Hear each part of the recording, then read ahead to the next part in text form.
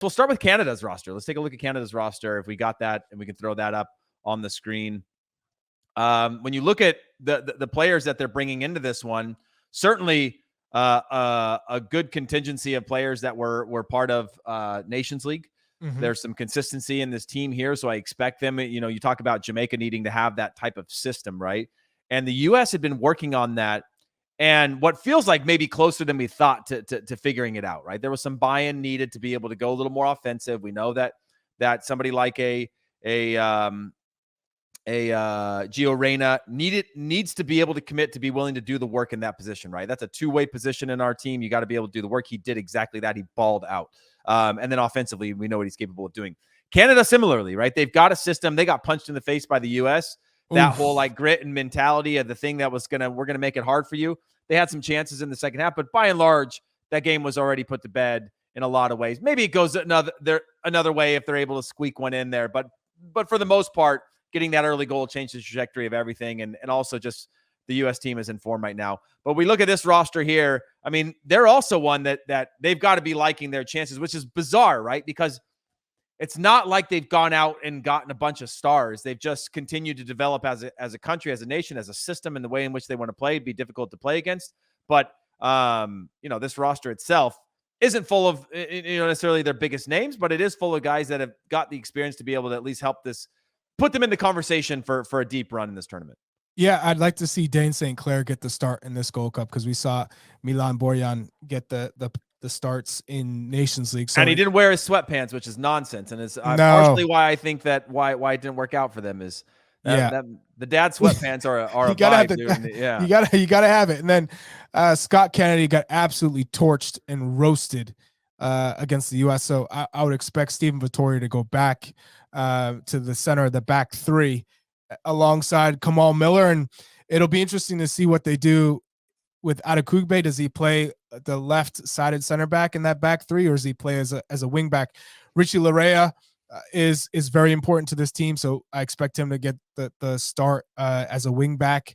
And then you're looking at either Zachary Broguillard playing on the other wing, or moving Scott Kennedy into that back three and Adekugbe being on one side, Richie Larea on the other. So that there's quality on the wing. And then the midfield, Eustachio is a top midfielder in CONCACAF. So you feel pretty good about that. He'll probably be playing next to Osorio, and you could probably drop Junior Holet into that role as an attacking midfielder. And then up top, they've been playing with two, sometimes in a three. Jason Russell-Rowe has been good with Columbus Crew. I expect for him to get a run out. Cavallini has been there for a while. So, I mean, Schuffelberg is kind of like your work rate guy, just up and down. So, I mean, that's a team that's going to compete. It's not a Jamaica fear factor in terms of their potential, but they have continuity.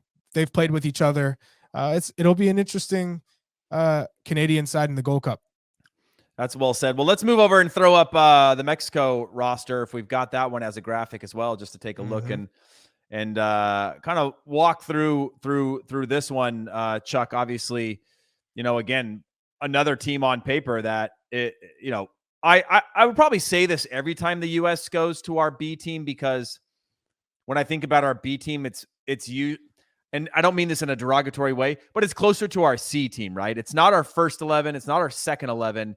It's sort of a mix of a few of those first 11, a few from the second, and then a core of the players left available when you have these double summer tournaments.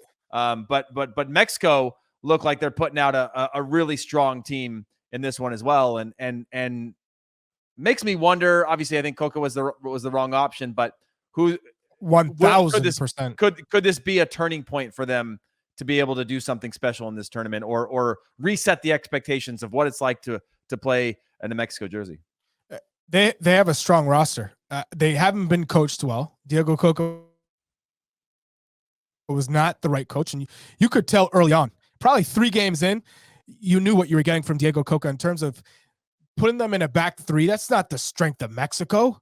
They lost the midfield. They don't have midfielders who can cover ground. So you can't have 2 players in Edson Alvarez and Luis Chavez being responsible for controlling the midfield. So I knew he wasn't the right coach right away, just by the way he set them up. So he didn't set them up to play to their strengths. In terms of this squad, Julian Araujo, this is a tournament where he's got to get going. He didn't have a strong Nations League, but this is a good opportunity to play a full Gold Cup, be the one who gets the run out and goes after it. Cesar Montes gets the red card against the U.S. He needs to redeem himself. Edson Alvarez hasn't played well in a Mexican shirt in a long time. I mean, dating back to last Nations League final, he hasn't been good. He hasn't been good for Mexico. They've tried him in center back in World Cup qualifying. That didn't work. He doesn't have pace. The game needs to be played a certain way for him to be successful. So look for him to try and stake his claim as still the guy. And he's trying to get a summer move. I mean, Dortmund have been linked with him. Charlie Rodriguez and Luis Romo. Luis Romo looked pretty good in the Nations League third place match. I would expect him to have a bigger role in this tournament. Santi Jimenez is a baller for Feyenoord. I mean, he showed some quality, not the finished product, I'd say, just yet.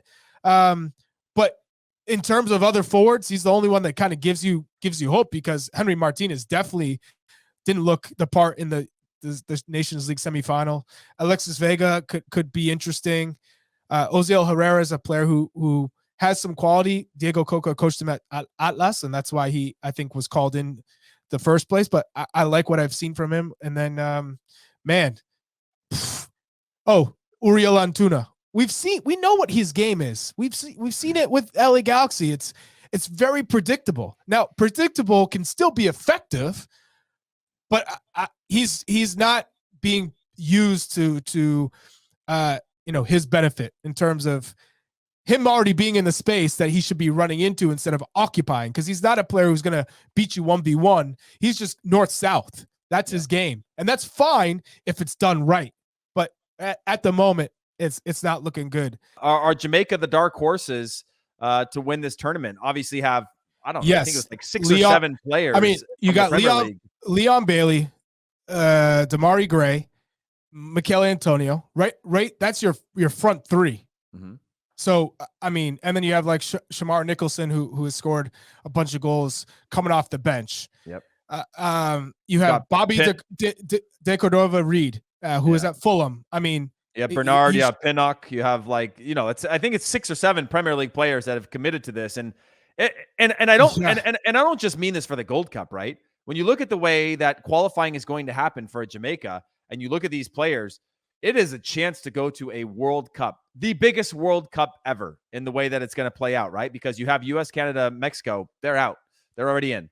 And now you've got to go and make a World Cup with a lot more teams in it that they've got to like their odds. Obviously, we see Jamaica against Mexico, great. But Jamaica in general just couldn't get it going. Mikel Antonio was just a bit late to being able to be qualifying to be able to be contributing. But again, you got Corey Brick. They've got a number of good CONCACAF players that we know, and then you add that to some quality. It's a matter of whether or not they can bring it all together. Andre Blake obviously being another one. I mean, it's a really good team that I look at this and I go, these guys might be one of the, I don't even call them dark horses, but when you look at it now versus all the rosters that have been released, one of the favorites, at least if you look at it on rosters, and we know that paper means nothing because you've got to pull it all together and somehow build a system and a way in which you're going to go about getting results, and it can't just be about individuals. But they look like somebody that should be a semifinal at a minimum, if not a finalist in this Gold Cup. Hey, spot on, Heath, and shout out to YouTube comments. Bala kick 90 on paper, yes, but too bad football isn't played on paper. It's not. So when people say, "Oh, how could you say that a team is better than X team?" Because look at the roster, it doesn't matter, because you don't, games aren't won on a starting 11 on a piece of paper or a graphic. So there's some pundits out there who seem to think that, because you see a starting 11 that player couldn't make that starting 11. It's not what it's about. Look at Morocco and Croatia's roster over the past, Morocco this World Cup and Croatia in the 2 World Cups. Sometimes, their starting 11 it doesn't match up to the team that they're playing in those knockout rounds, but they still get the job done because it's about a team. How do they play as a team, and how do they work together? And so that just goes out to some people who seem to think they know a lot. But in terms of this Jamaica side, they haven't been able to put it together. And that's what we saw in World Cup qualifying, because as you alluded to, it was late putting these pieces together. And it was almost like desperation. We can get to a World Cup. Let's try and get to Qatar. But you need to build some sort of chemistry with this group and have them be coached properly. Mm-hmm. And so once they start learning tendencies, then you start to see the thing flow. I mean, look at the 11 from the U.S. these past 2 games against Mexico and Canada. They were all in sync. Yeah. They had an identity. There was movement and passing and defending collectively as a group, and then really just using the players at your disposal in terms of dribbling ability and pace and isolating them to make sure that they're playing to their strengths. Once Jamaica does that, they will be a force in CONCACAF, no doubt.